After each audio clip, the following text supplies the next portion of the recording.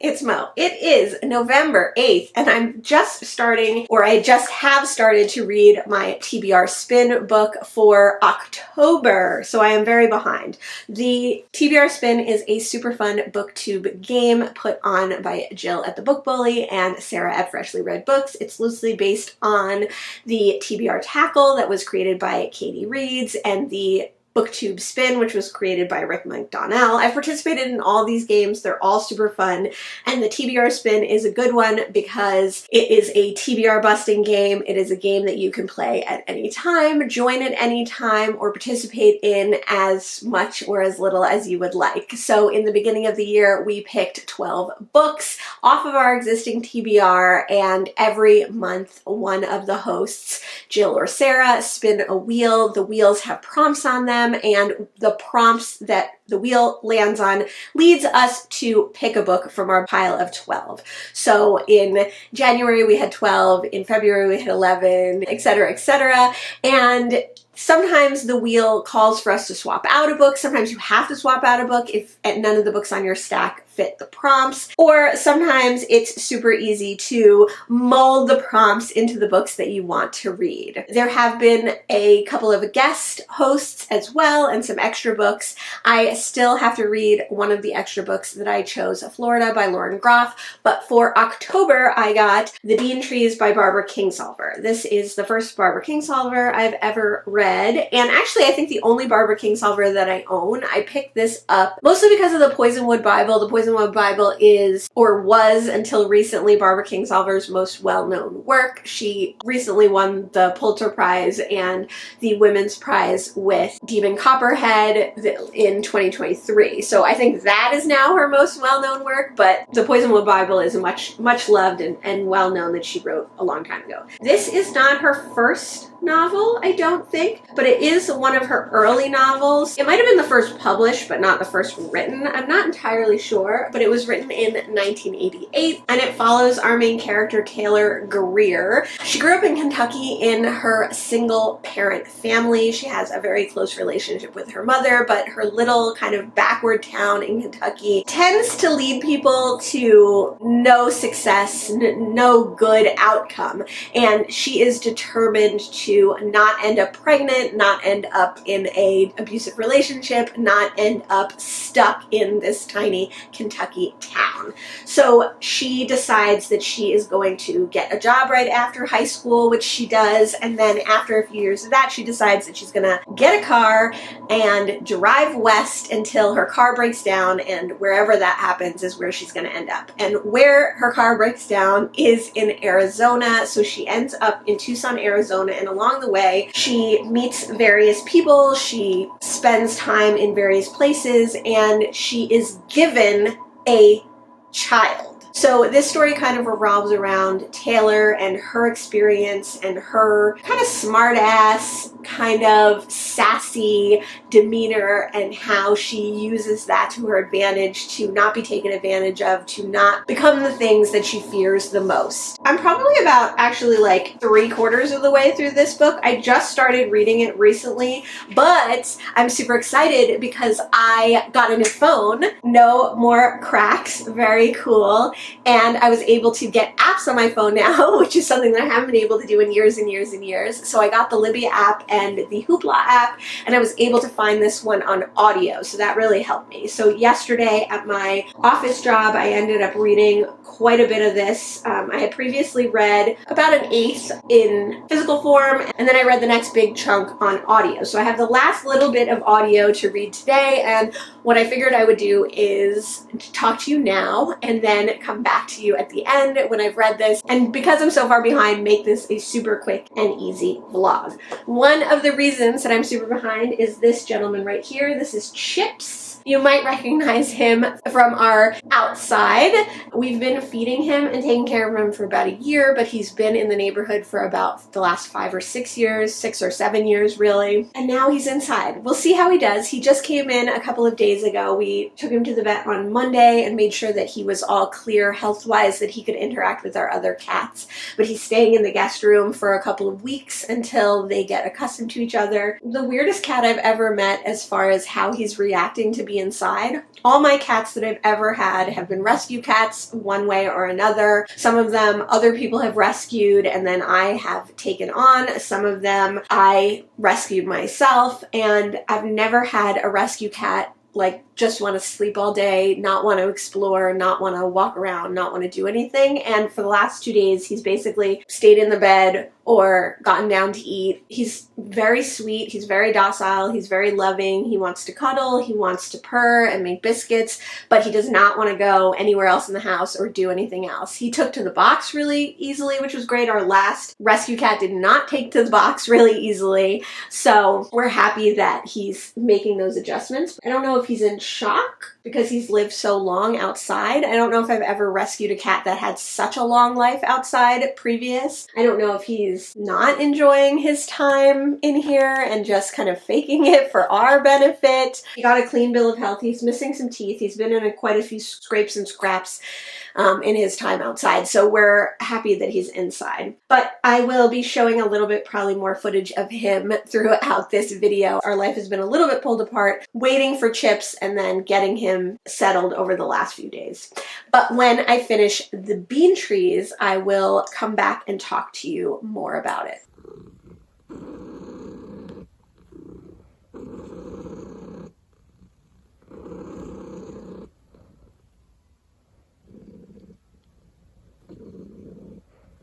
It is way after. I thought I was going to finish this book the day that I spoke to you last. I only had a little bit to go, but I did not finish it that day. I think I finished it the next day, but I haven't had a chance to sit down and update you. I really enjoyed The Bean Trees. It's told in almost like a Southern dialect, and I think that one of the issues that people might have with it is that language and the way that language is used and the voice of our main character, Taylor. I do also think that this book deals with a lot of difficult topics. It deals with spousal abuse, teen pregnancy, child abuse, child molestation, sexual assault in a very superficial way in some respects. I like that it doesn't get super graphic. I like that a lot of the violence is implied rather than explicitly stated. I liked that our main character, Taylor, understands that this violence, for the most part, is just part of life. She also understands that her life, even though she thought it was not that great or hard, throughout the events of the book, she realizes that her life is not hard at all, that she's extremely privileged, that she grew up with a single parent who loved her dearly and she respects, and that she did not have to go through the hardships that other people have had to go through. Partly that was her own doing, getting out of her small Kentucky town when she did, and making sure that she wasn't going to fall into the trap of teen pregnancy, that she wasn't going to fall into the trap of a abusive relationship, and partly it was because of her status like as a white person.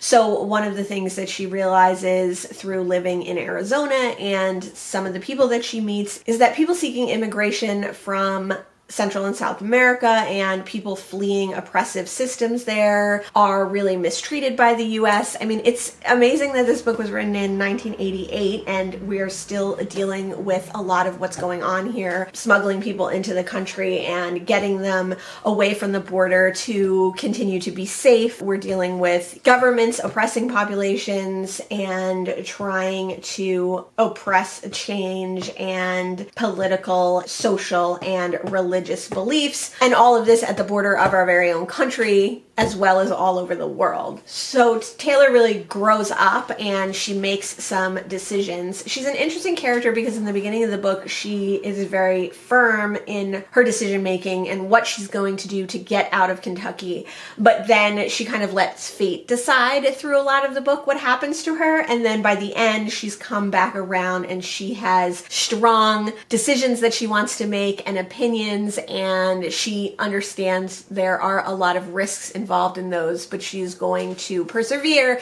and come out strong at the end. I really did enjoy this book. I liked Barbara Kingsolver's writing. Obviously, she's been nominated for many awards. She's won many awards with her more recent books, so I would definitely be interested to read more. I don't want to read Demon Copperhead. I'm not interested in that book. This one makes me want to read it a little bit more just because I think this take on Southern lifestyle and Southern mentality was really interesting. So seeing Kingsolver deal with like Appalachian society, Appalachian culture would be really interesting, but I still don't really want to read that one. I think I would try reading maybe the Poisonwood Bible next, but I'm super glad that I read it. And this was my October pick for the TBR Spin, but it is now November 16th, so it is definitely past time to pick our November book. I know that Jill from the Book Bully put out a video quite a few weeks ago now, but I have not watched it so that I could watch it with you and we can pick our next book. So let's do that next.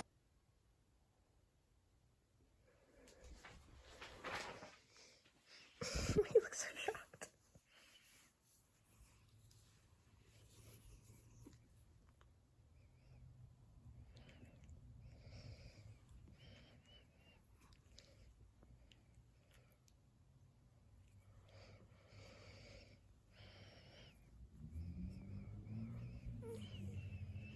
Let me pull up Jill's video. I got a new phone, but I did not get a new computer. I thought about it. I thought about getting both a new phone and a new computer at the same time and not having this issue of the super slow internet and the super slow computer, but I did not do it. Just to remind you, the two books that I have left on my TBR Spin pile are Ruby Fruit Jungle by Rita Mae Brown and The Adventures of Amina El-Sarafi by Shannon Chakraborty. Out of these two, if I had to pick one, I think I'd rather read Amina El-Sarafi because I think Ruby Fruit Jungle is going to be very similar in a lot of ways to The Bean Trees. So I'm not super stoked to read another later in life coming of age, finding out your preferences book at the moment. But I could maybe get into some fantasy, which I never ever do, but we will see. You never know with the TBR Spin. You might be picking a whole new book. You might not fit in. Let's watch Jill's video. Oh, okay, awesome. So the TBR Spin wheel was to read a book in translation. Neither of these books are in translation. In a way, I'm glad. I would have definitely loved to read Amina El-Sarafi, but I didn't really want to read Ruby Fruit Jungle, although I do want to get to this. I've been putting it off, but now I can't read either of those for the November Spin. Let me watch the rest of Jill's video and see what else she has to say, and then we will look around for a book in translation that I might want to read. Alright, so it is November, and this is the prompt for November, and I had already picked out quite a few books that I wanted to read in November, or that I could read in November. It is Nonfiction November, it is Indigathon or Skoden, it is Novella November, so I have a few that were already kind of on my pile. If you watched my November reset, you would have seen some of these. Some of them were not on the pile, but they are interesting to me, and I have to narrow it down. Let's think about this. Okay, so these are the three that I narrowed it down to. This one is very short. It's The Famous Magician by Cesar Aria. I don't know anything about this. I got this one at a used book sale recently. This is translated by Chris Andrews. No idea what this is about, but this is definitely an option. I have Thousand Cranes by Yasunori Kawabata. This is on my end of the year TBR, and it's one that I've had for a while and I wanted to read. I read one other Kawabata book earlier this year. This is a definite possibility. And then I also have A Woman's Story by Annie Ernaux. It's also for November. I've never read Annie Ernaux before, so this one could be a really interesting one to read. A Woman's Story was translated by Tanya Leslie, and Thousand Cranes was translated, it does not say. I'll have to try and look that up somehow and figure it out. Maybe I'll read two of these because they're so short. I'm inclined to read these two, even though I should read Thousand Cranes. This is translated from Spanish, and this is translated from French. I think I'm gonna say I'm gonna read both of these. Let's see what happens. I always vlog all my TBR Spin books, so you can check out the vlog for whatever I end up reading after this. And then at the end of that vlog, we will pick our very last book for TBR Spin 2023. If you haven't started playing this game, you can definitely start playing it now. Let me know if you plan on joining TBR Spin this year at any point, or if you have already joined, let me know what your book for November is, what you're reading. And thanks so much for joining me today. And I'll see you in the next one. Bye!